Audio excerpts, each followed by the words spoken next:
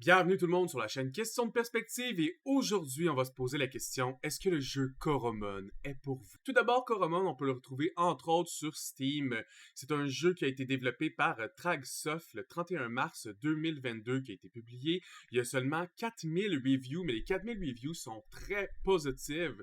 Le jeu se trouve en ce moment autour de 25,99$ et donc se classifie dans les prix un peu plus indie, les prix un peu plus abordables. Maintenant, qu'est-ce que Coromon? Ben, Coromon, c'est un jeu de collection de créatures tour par tour et de collectatons.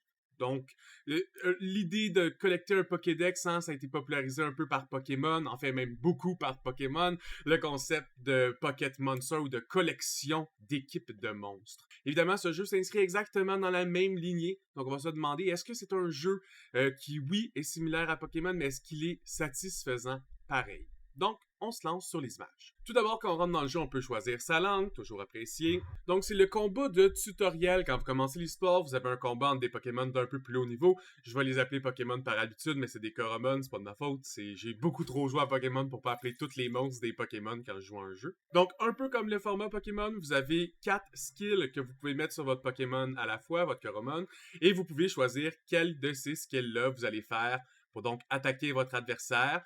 Chacun des Coromon a une forme précise sur la map et celle-ci peut évoluer si c'est un Coromon qui a une ligne évolutive. Chacun des skills ont des animations, comme un peu les...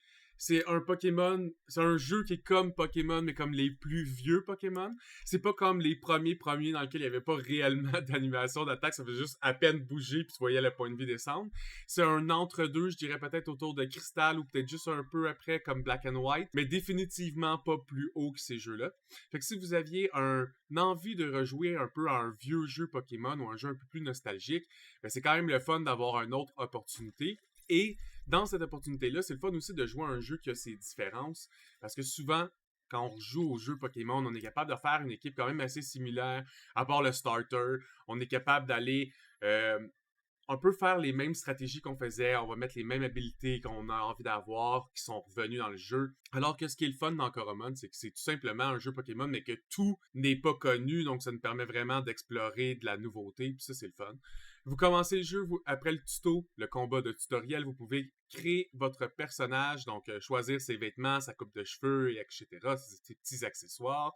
Une fois que c'est fait, vous partez donc dans votre aventure, comme tous les jeux de Pocket Monster. Vous êtes un enfant envoyé à vous-même devenir un maître aventurier collecteur de Coromon.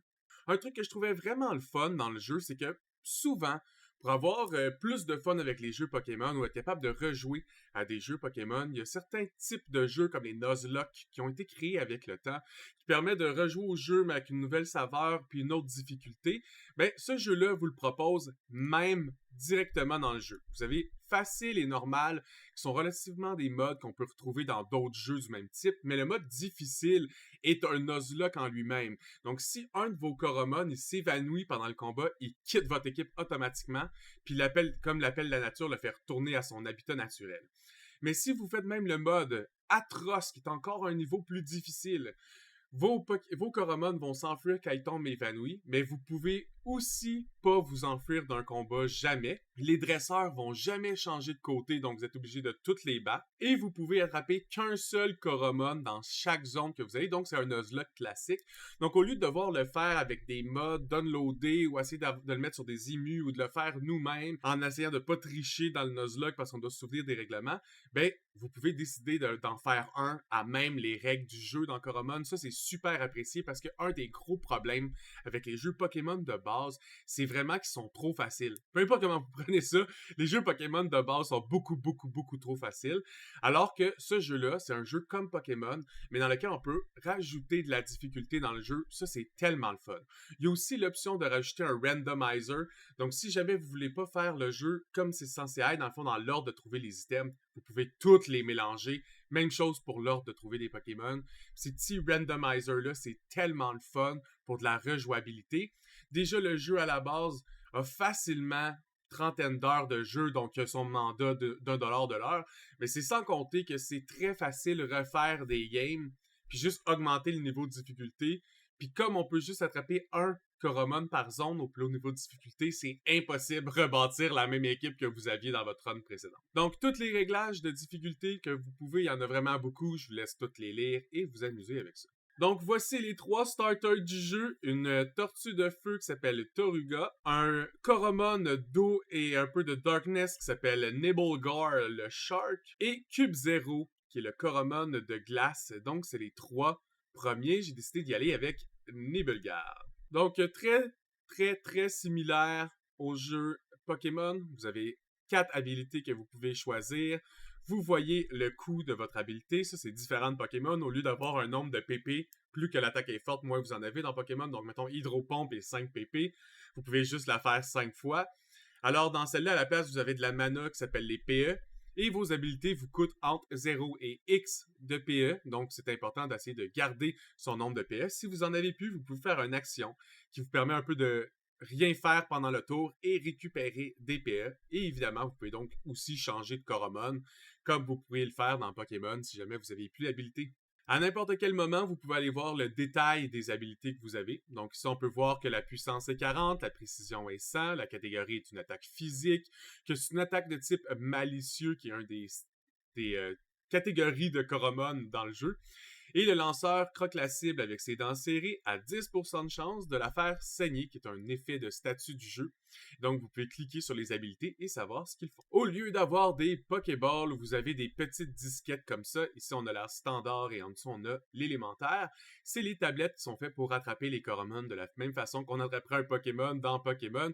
Suffit d'affaiblir le Coromon à un niveau satisfaisant et de lui lancer l'appareil et espérer qu'il rentre à l'intérieur. Donc, vous vous promenez dans des villes, vous essayez de parler aux bons NPC, vous allez d'une ville à l'autre, vous rencontrez des nouveaux Coromon que vous pouvez tout attraper facilement en lançant des spinners dessus. Donc ici, je prends le temps d'en ramasser quelques-uns, je me familiarise avec la ville, je me permets de monter de niveau, on parle à toutes les NPC, et on se fait expliquer un peu la trame principale que je vous laisse découvrir si vous décidez de jouer au jeu.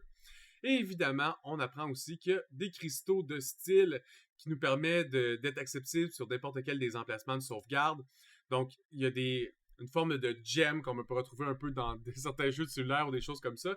Mais ces gems-là spéciales sont attribuables à un seul compte. Donc, c'est important d'essayer de le mettre sur son main puis d'essayer de développer un peu plus son compte principal. Une chose que je trouvais vraiment le fun dans le jeu, c'est que dans Pokémon, quand vous voulez monter vos IV, qui sont des statistiques de votre Pokémon, vous devez vaincre des Pokémon précis. Donc, si vous voulez monter vitesse, vous devez faire une recherche, savoir quel Pokémon donne de la vitesse quand t'es dessus. T'essaies de prendre un Pokémon qui est bébé, parce que si t'avais déjà un Pokémon, puis là t'as fait des combats avec, ben t'as peut-être fucké ses IV, puis là si t'as pas des items pour les descendre, ça peut être compliqué. C'est pas tout le monde qui a envie de s'embarquer là-dedans. C'est une mécanique qui est chiante dans Pokémon. Donc, complètement réglée dans Coromon. Ça vous ouvre un tableau quand vous augmentez de potentiel. Dans le fond, à chaque fois que vous utilisez votre Coromon, il peut augmenter son potentiel. Et quand son potentiel augmente, vous décidez quel stat est augmenté. Donc, vous avez un nombre de points et vous attribuez les points directement dans le Coromon. Bravo, bravo. Quelle bonne idée géniale. Vous pouvez aussi réclamer de l'XP de compte avec des petites quests.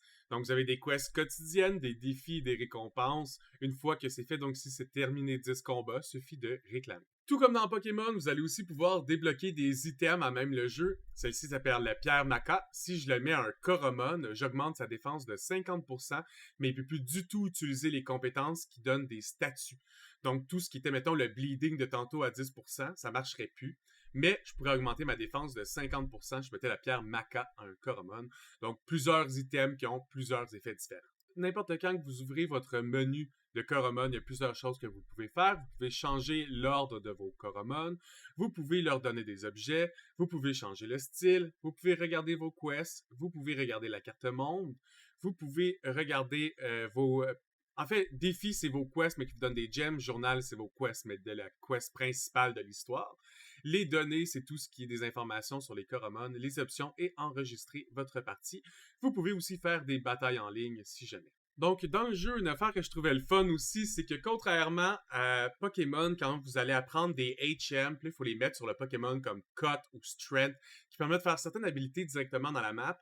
Mais à la place que ce soit vos Pokémon qui waste un de leurs skills pour leur mettre un HM pour qu'il soit utile dans l'environnement, à la place, votre personnage a un gant puis il met les Coromon dessus, mais il met aussi toutes les puces dessus qui permettent de faire des actions spéciales. Donc, au début, quand vous arrivez dans cette map-là, qui est la première map un peu bûcheron, vous êtes bloqué par des bios de bois qui vous empêchent de vous promener. Mais quand vous battez le premier gym, donc la première épreuve de la première ville, vous débloquez les gants de pouce. Donc, vous pouvez activer les gants et donc pousser les bios et ainsi vous déplacer dans les nouveaux endroits qui étaient bloqués sur la map. Donc, même concept hein, dans les jeux qui sont dans cette vue-là, souvent, ça l'arrive qu'on peut pas continuer exactement comme on le voudrait. Il faut trouver qu'est-ce qu'on doit faire et débloquer cette possibilité.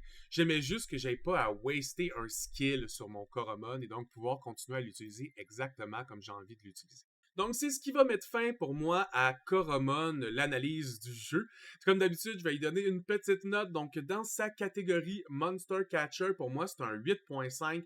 Excessivement bon jeu à la Pokémon. Son plus gros défaut, c'est ses graphiques qui commencent à être un peu faibles comparé à certains nouveaux jeux de Pokémon Catcher où les graphiques sont vraiment meilleurs. Mais vous m'avez vu en tester quelques-uns sur ma chaîne et Coromon est de loin le meilleur des jeux indie qui sont dans la lignée des Pokémon. Pour vous donner une idée, beaucoup des Pokémon, je leur donnerais un 9 sur 10 ou un 10 sur 10, comme ils sont les précurseurs et souvent les meilleurs jeux de leur catégorie.